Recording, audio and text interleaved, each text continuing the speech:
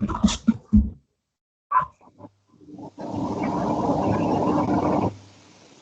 Didi. Hey, how are you? I'm good, and you, bestie? Excellent.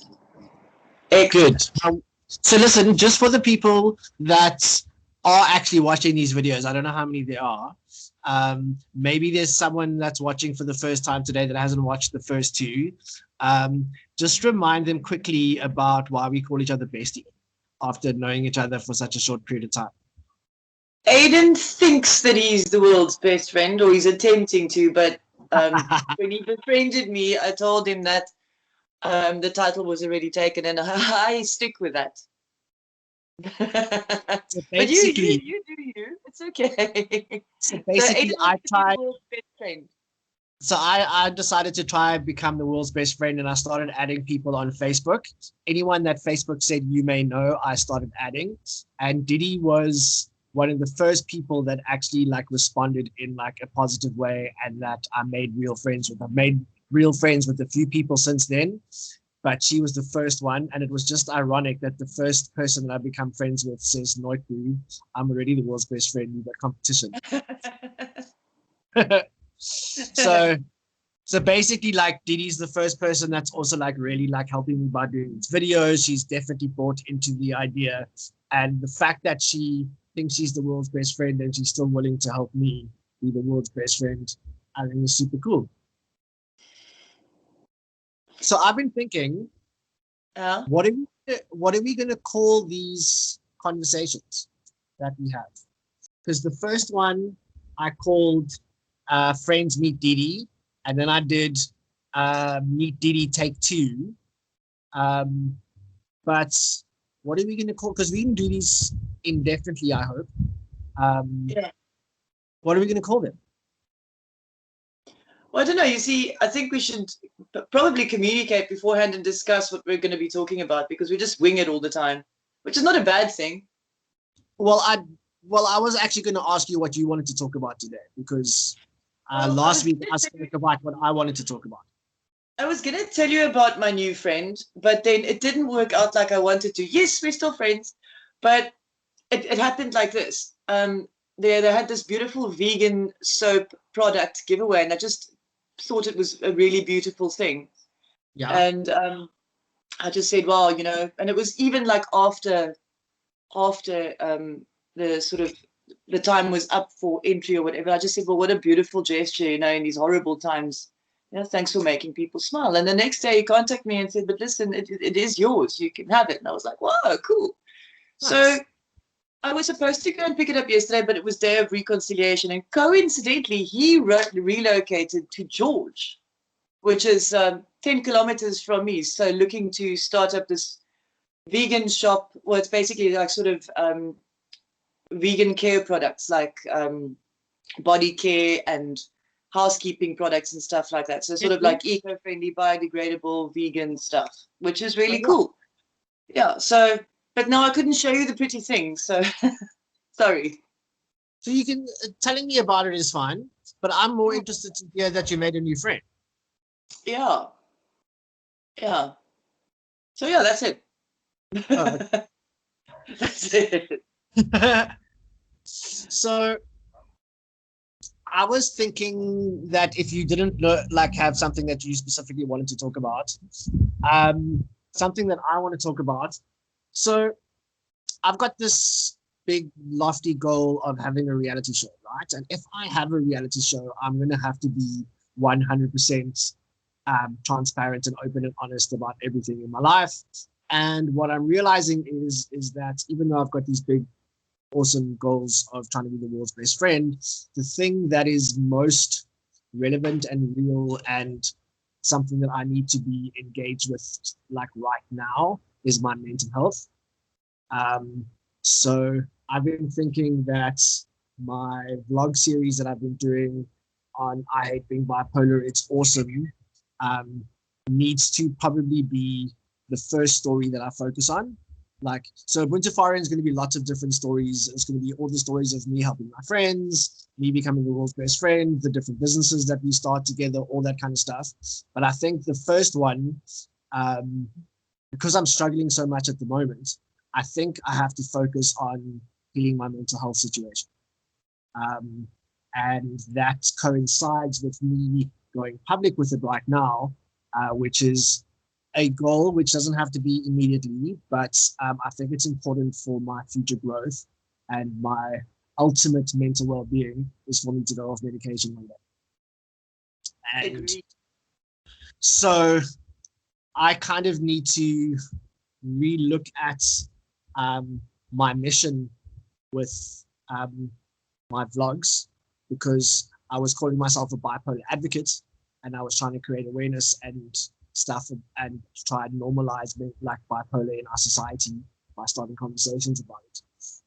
But now I'm trying to go a slightly different direction that isn't very mainstream, and I don't know how well it's going to be received, and I'm very nervous about changing the direction of the blogs to one about trying to go off medication. Yeah, So we've been talking about it for a while, and you've been wanting to do it for a while. So I think it's time to, bite the bullet and push through.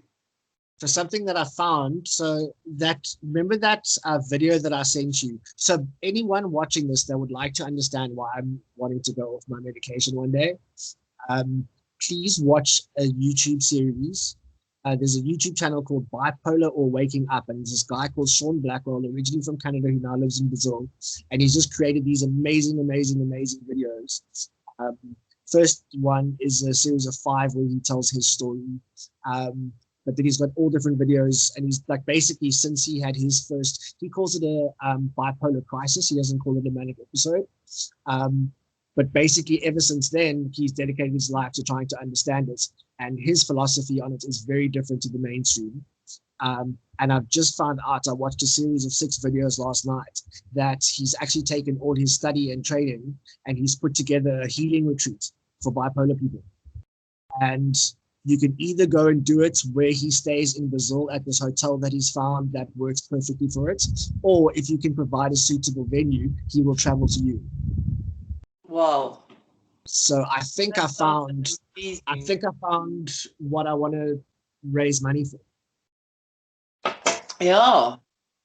And it's about this breathwork technique that he's developed, which is based on a guy called Stanislav Grof, who developed a breathwork technique that bipolar people couldn't do. So he took this breathing technique that was supposed to help people and made it safe for bipolar people. And that's like the essence of his retreats that he runs, is this breathwork technique, where it's designed to take you into different states of consciousness that need to be accessed to move energy through your body.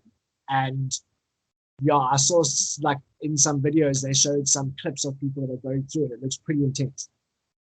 So listen, have you looked into what the costs into maybe going to Brazil would be?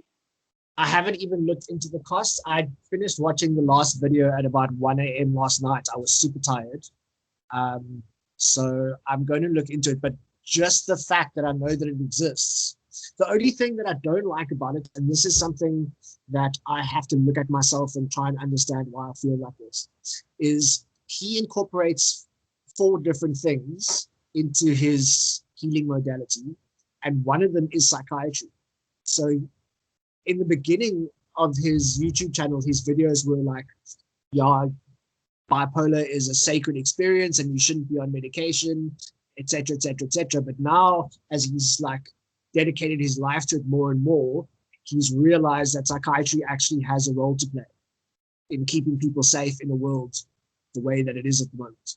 So he's like, okay, some people need to take medication, and he doesn't think you should stop taking your medication before coming to one of his retreats, because if you do that, you'll be going against your psychiatrist, you'll be going against your family. And he's found out that with this breathing technique that he's developed, that people can heal while on their medication.